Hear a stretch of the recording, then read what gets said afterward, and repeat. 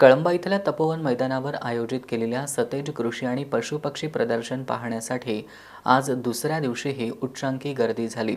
तब्बल 1200 किलोचा गीर जातीचा कपिला पाडा आणि कांकरेज जातीचा 1100 किलोचा स्वामिनिष्ठ वळू यासह विविध पशुपक्षी या कृषी प्रदर्शनात प्रमुख आकर्षण ठरत आहेत. पश्चिम महाराष्ट्रातील सर्वात मोठं असलेलं सतेज कृषी प्रदर्शन पाहण्यासाठी आज दुसऱ्या दिवशीही लोकांची प्रचंड गर्दी झाली होती.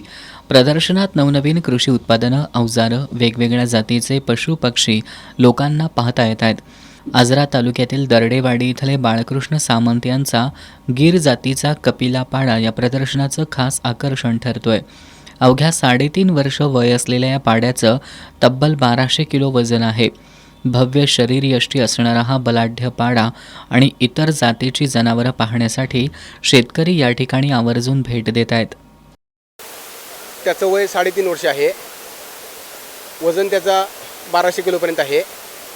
त्याची दररोजची खाद्य सकाळी 3 किलो कपरी पेंड, संध्याकाळी 3 किलो कपरी पेंड, मक्का पाडा, गहू भुसा असं त्याचं खाद्य आहे.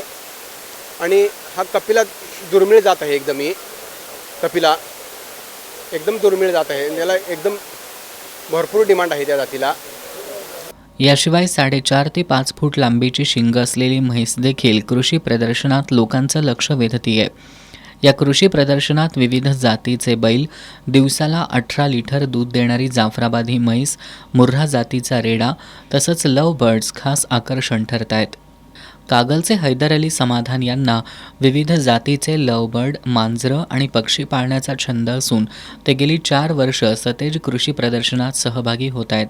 त्यांनी विविध जातीचे लवबर्ड या प्रदर्शनामध्ये ठेवले असून अवघ्या 8 ते 9 महिन्यात 3 ते 4 किलोपर्यंत वाढ होणारा गिरिराज जातीचा कोंबडा, हॅमस्टर, पार्शियन मांजर, टर्की कोंबडा या प्रदर्शनात पाहायला मिळत आहेत. याशिवाय कांकरेज जातीचा 1100 किलोंचा स्वामिनिष्ठ वळू देखील या प्रदर्शनाचं खास आकर्षण ठरतोय. पन्हाळा इथले गोसेवक सागर महाडिक यांनी कांकरेज जातीचा हा वळू प्रदर्शनात आणलाय.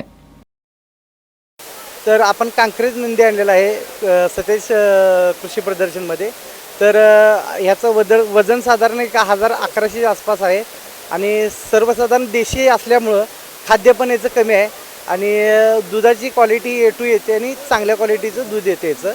तर हा कांकरेज नंदी हा राजस्थानमधनं ह्याचं मूळ ब्रीड आहे, पण हे आपलं देशी गौवंशमध्ये मोडलं जातं. आणि आता मसाई पठार पन्हाळा इथं आपली गौशाळा आहे, तिथं ह्याचं संवर्धन केलं जातं. शेतकऱ्यांच्या बांधापर्यंत नवनवीन तंत्रज्ञान पोहोचावं यासाठी आमदार सतेज पाटील यांच्या संकल्पनेतून आयोजित केलेल्या पश्चिम महाराष्ट्रातील सर्वात भव्य अशा या प्रदर्शनाचं दरवर्षीप्रमाणे यावर्षीसुद्धा नेटकं नियोजन करण्यात आलं असून शेतकऱ्यांचा या प्रदर्शनाला चांगला प्रतिसाद मिळतोय. 25 डिसेंबरपर्यंत हे प्रदर्शन खुलं असणार आहे.